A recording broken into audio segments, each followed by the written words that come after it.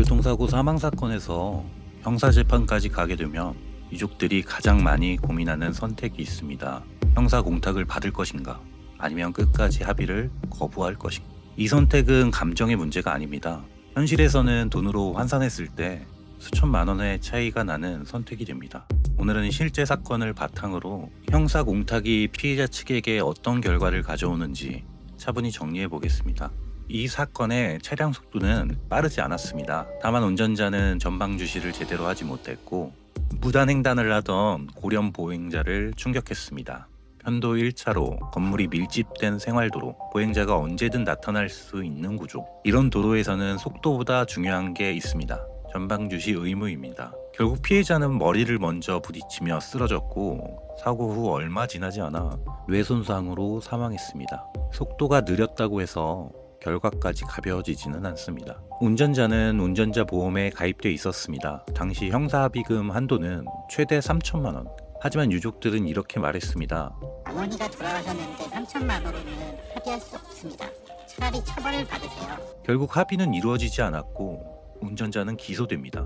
공판 단계에서 변호사를 선임해 다시 합의를 시도했지만 유족의 입장은 끝내 바뀌지 않았습니다. 운전자는 추가 합의금을 마련할 여력도 없었습니다. 그리고 마지막으로 선택한 수단이 형사공탁 3천만 원이었습니다. 재판 결과는 금고형의 집행유예, 구속은 면했습니다. 이 판결이 의미하는 바는 명확합니다. 운전자는 더 이상 합의를 해야 할 이유가 없어집니다. 여기서부터 피해자 측의 손해가 시작됩니다. 형사공탁은 단순한 위로금이 아닙니다. 법적으로는 민사손해배상의 일부로 취급됩니다. 즉 나중에 보험사에서 민사손해배상을 청구하면 이런 답을 듣게 됩니다. 이미 형사공탁금 3천만 원을 받았으니 그만큼 공개합니다. 그래서 많은 분들이 가장 크게 오해하는 부분이 있습니다. 형사공탁을 하면 무조건 민사에서 공제된다고 생각하는 경우입니다.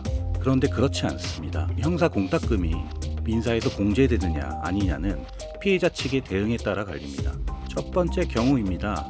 피해자가 이 공탁금은 받지 않겠다며 운전자에게 회수 동의를 해준 경우, 이 경우는 형사공탁금은 피해자가 받을 수 없는 돈이 됩니다.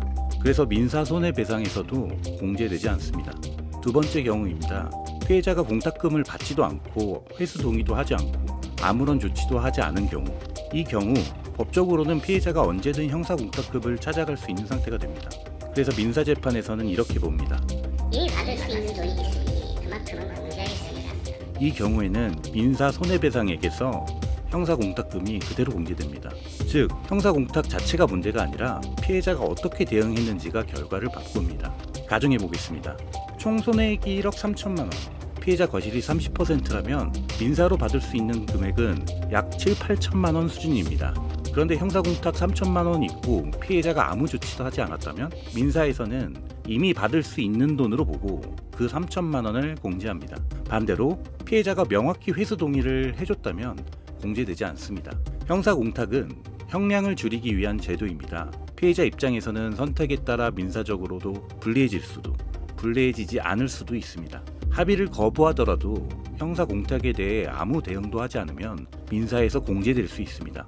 반대로 명확한 회수 동의를 하면 공제는 막을 수 있습니다. 교통사고 사망사건에서 형사공탁은 받을까 말까의 문제가 아니라 어떻게 대응할 것인가의 문제입니다. 형사 절차가 시작됐다면 초기 단계에서 전문가의 조언을 받는 것이 결과를 바꾸는 가장 현실적인 방법입니다. 감사합니다. 자, 오늘도 안전운전 하시고요. 혹시 사고가 발생한다면 법무법인 LKS 이기루 변호사 잊지 마시고요. 구독, 좋아요, 알림 설정 꼭 부탁드립니다.